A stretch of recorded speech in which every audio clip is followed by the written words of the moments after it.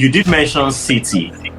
If you could put it to one or the other, do you think your win over City was more of a new coach bounce performance from you guys, or City were just woeful?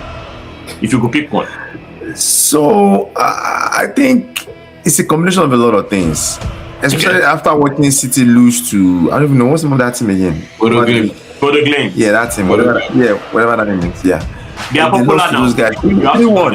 So I'm thinking, is it that City just going through a spell, or is it that we beat them so bad that they are still hung up over the defeat, or is it that we have just improved, or is it that Amorim's structure was just not what it was? So it's like I said, it's a lot of ifs. It's a lot of matter.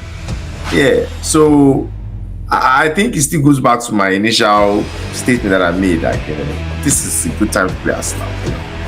And I think most of those questions will be answered. Actually, for me as an Arsenal fan, I'm being a bit biased here, but I was actually surprised that Man U game was the first game they lost, because if you guys know, they've lost their main centre backs, right?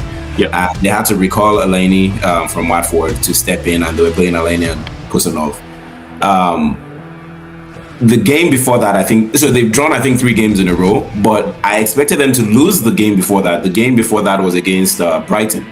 I was surprised they drew that game.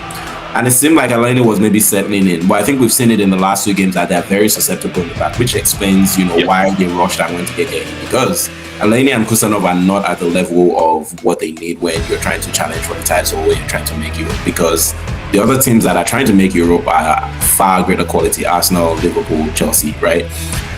The other thing that I noted from that City game was the goals that Man U scored and the goals that were offside, because they scored a couple that were offside. I think they hit the bar as well.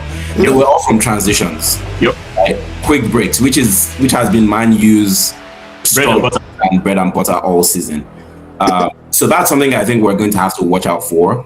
Timber as a right back is being the best right back. We're talking about him playing. We're talking about him as left back. Playing as a left back. But I think, in my opinion, even though Martinelli has not been because if you're looking at the Man U side, you're gonna be dealing with Ahmad and Mbeumo and maybe Kunya at some point. So with Martinelli, I think in this game I'll play Martinelli, because as much as we're saying that we have a problem in left back, Man U's defense is not the best. So we'll have to exploit Man U's defense. And it's a game of exploit. Martinelli is actually comes back to help defensively, and he's quick. You can release him. You understand? So in my opinion, I'm thinking if we're going to play Timber, which the left back to me it seems to be like the problem spot for us at this point. If Timber is going to play there because we want to play Ben White on the other side, I think, and remember that Mascara is back. So we can even play in the back 3 actually, and play wing backs. But since it's predicting a win and it's possible, you guys are predicting an Arsenal win, it's possible too. The thing is, I'd love to join since it shows to be 2-2, 2 versus 2, but I think there's going to be a Man U surprise, as Cincy said, but it's not going to be a win. I think Man U is going to play really well, shock Arsenal, as Cincy said, and it's going to be a draw. Good, going to be a 2-2, even it could be a 3-3. Actually, I don't know if Arsenal going to concede 3 goals. So I'll give it a 2-2 draw. I think this game is going to end the draw, and it's going to be a very, very, very interesting game. Arsenal haven't conceded 3 goals in over 2 years. I think the last time that's why I said there was against 2. I changed it. Was Lucien. Lucien was the last game. So 2-2 draw is what I'm calling it. Since he said a win, I tell you one thing too. Win. As Man U is going to concede 2 set piece goals and two open goal. So yes, I thought you said 3-1. No, I just remembered our set pieces right now. So it's 4-0 I didn't consider set pieces when I was thinking about it. Interesting. 4 in the net. 4. Yeah, it may even be a Harry Maguire on goal. Because sometimes.